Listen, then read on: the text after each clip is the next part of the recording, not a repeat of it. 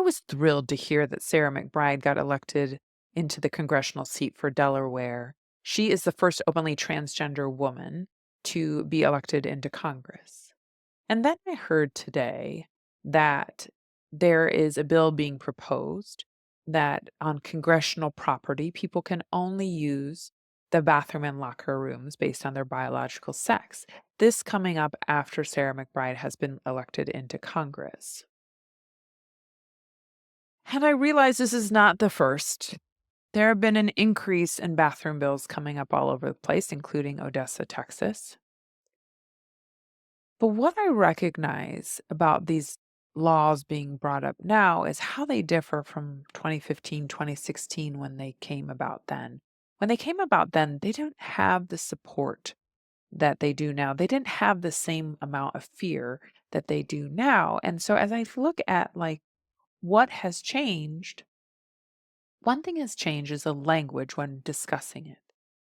Saying that laws that allow people to use the bathroom for which they identify is allowing men to use women's bathroom. That is what we hear over and over and over again from the people that are proposing these anti transgender laws. And that's simply not true. We are asking for all women to be able to use the women's bathroom. And we are asking for those who are non binary to be able to choose the safest bathroom for them to use. So nobody is asking for men to use women's bathroom. Remember, men is a gender identity term. It is not a biological term. And yet people feel that this is a safety issue. And it makes sense with the language that's being used repeatedly. And I think beginning to get into the minds of those listening, especially those that may not have a lot of background or may not have a strong opinion on this, they keep hearing men using women's bathroom, men using women's bathroom, which again is incorrect. Then they may begin to feel a sense of not being safe. But when we dig a little deeper, why don't you feel safe? There are usually about three reasons that I hear. So let's talk about them. The first reason I often hear, and this comes up a lot more in schools, but I've heard it other places, is what if somebody sees genitals that are different than their own? Now, as an OBGYN, I can tell you that you have been in the bathroom with people that have genitals different than your own. I swear you have. The other part about it is assuming what people's genitals are and aren't. You're assuming that you know who has different genitalia by looking at them. So that is another part of the assumption. If safety relies on genitals, then are we going to check everyone's genitals? I hope not. Even bringing this up around Sarah McBride, you go, well, she's openly transgender, so we know. But do you know what her genitals are? I hope not, because it's none of your business. It's not my business. It's not anybody's business. But it's an assumption nonetheless, I just want to point out. So I think the idea of people having different genitals than ourselves in a bathroom is unsafe has been proven for years and years and years that that's not true. Because like I said, we've all been in bathrooms with people that have different genitals than our own. You say, oh, no, this is different. I'm talking about people with penises. But I would argue that you have no idea if someone does or doesn't have a penis. Like, have you ever been in a bathroom with someone who has a penis? You probably don't know the answer to that question. Why? Because when we go to the bathroom, we're not looking. I can tell you in all the years I've used public facilities, I have never seen somebody's anatomy when I or they are going to the bathroom. Never. So, what is the issue? Now, if you talk about locker rooms, then there becomes some concern, but I think there's a general rule, unspoken rule of modesty. Most people can agree that we should be modest in a bathroom. There's always a small contingency that doesn't seem to follow that rule, but in general, there's modesty. Because people are there to shower, to change clothes, to go work out, to go home, to whatever they need to do. Nobody is there to expose themselves. And those people that are there to expose themselves have an issue that has nothing to do with gender. The second argument I often hear was, well, a man will put on a dress and go in the women's bathroom and assault women. The first thing about that is that that's not a transgender woman. That's a man. Based on what you just said, that's a man, not a transgender woman. It is illegal to assault somebody. So, whatever rule you put in or you don't put in, it doesn't change that there are laws to not assault people. The third argument that I hear is having a transgender person in the bathroom with other women is dangerous. What makes it dangerous? And as people often explain it, I find that there's two simultaneous assumptions there. They have to go together. The first one is that transgender women are attracted to women. That's an assumption. Some may be, some maybe not. But even if they are attracted to women, that is not a criteria of whether or not you can use a women's bathroom. We're not going to all of a sudden ask, who are you attracted to so we know which bathroom to use? The second assumption is that they will attack or assault the people in the bathroom. And statistically speaking, that's not the case. What is statistical is that transgender people are more likely to be assaulted in the bathroom. And this kind of rhetoric increases that risk.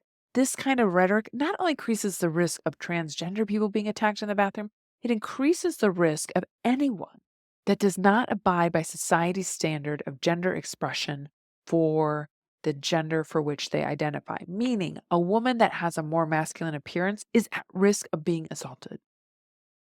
So when we talk about safety, I'm all for safety in the bathroom.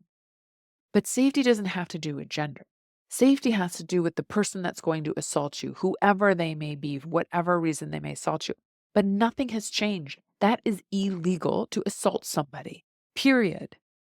Regardless of how you identify, that is illegal. Nothing has changed. And so when people tell me they're concerned about being in bathrooms that somebody might be assaulted, I tell them that's a safety issue. That's not a gender issue. If you think somebody can be assaulted in the bathroom, that's a safety issue, not gender. But let me be honest with you. Many years ago, I was at a conference and it was a conference on gender. And the bathrooms there were multi stall bathrooms that were all gender bathrooms. And so sessions let out, everybody comes out of their session, long line for the bathroom, myself included in that line. And I remember walking into one of the all gender multi stall bathrooms. And I walked in, there was a little bit of a wall. And then when you get past the wall, you could see that there were urinals back behind that wall on this wall. So anyone that was going to use a urinal, their back would be to you, but they were there. Sinks were on the right, and then the stalls were just past the urinals. So as you walked in, you kind of walk to the stalls and you use the stalls. I admit, when I first walked in and realized I was in a bathroom with urinals, I was a little bit uncomfortable. Even back then, if I went into a single stall bathroom, with a lock and everything, just for one person, sometimes like at gas stations, they'd have a urinal and a toilet if they only had a single stall bathroom. It was uncomfortable for me because of the way I was raised, because of the way I was trained. That's not your bathroom, right? But as I got into the stall to use the bathroom, I really started to think, why am I so uncomfortable? I was uncomfortable because it was new. I was uncomfortable because I had never done this before, right? With all genders in the bathroom. But what I quickly realized is all of us were there to go to the bathroom and hopefully wash your hands. Because if I have to say one thing that makes me feel very unsafe around bathrooms, it's the lack of washing of hands. There are so many people that don't wash hands. That's a real public health issue. So if you want to take on a movement of safety in bathrooms, I would encourage you to start working on washing hands. But that aside, quickly realize that would be easy for me to translate my discomfort at something new as a safety issue. But I quickly realized there was no safety issue because the law hadn't changed. Since we made the bathrooms all gender bathrooms, the law hadn't changed. Assault was still illegal. Nobody was allowed to assault me. We just were there to use the bathroom. So I'm all for safety.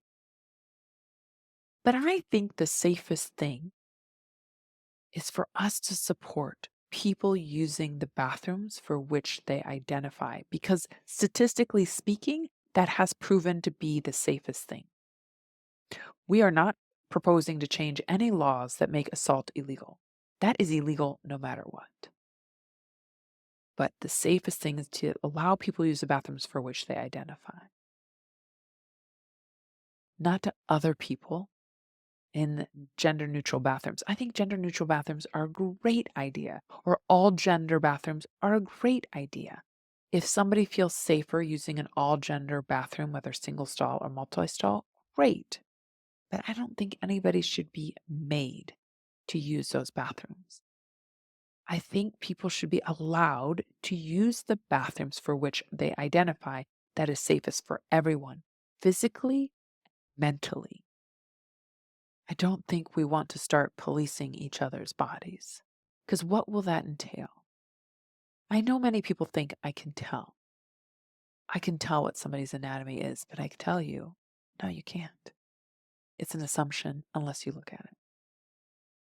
So I hope as you listen to all the discussions, which you're going to hear more of this year about bathrooms, that you remember nobody is proposing for men to use women's bathrooms. We want to allow all women to use women's bathrooms. We want to allow our non binary peers to use the bathroom that they feel is safest for them because safety matters.